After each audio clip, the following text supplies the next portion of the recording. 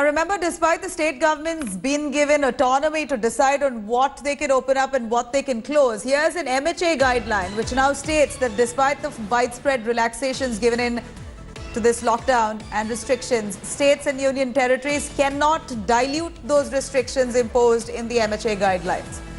Remember, MHA guidelines have clearly restricted some industries and some, of course, flights, rail, commercial activities like malls, particularly theatres for that matter, educational institutions. All of these are prohibited.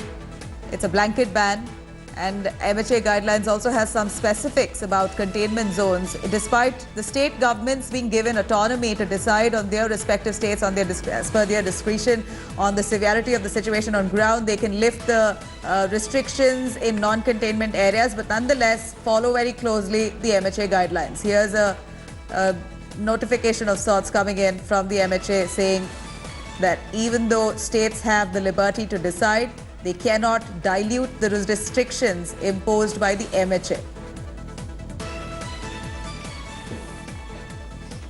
Hi everyone, Preeti Chaudhary here. Hope you like this video. For latest news and analysis, like and subscribe to the India Today YouTube channel. And don't forget to press the bell icon to stay updated. Thank you for watching.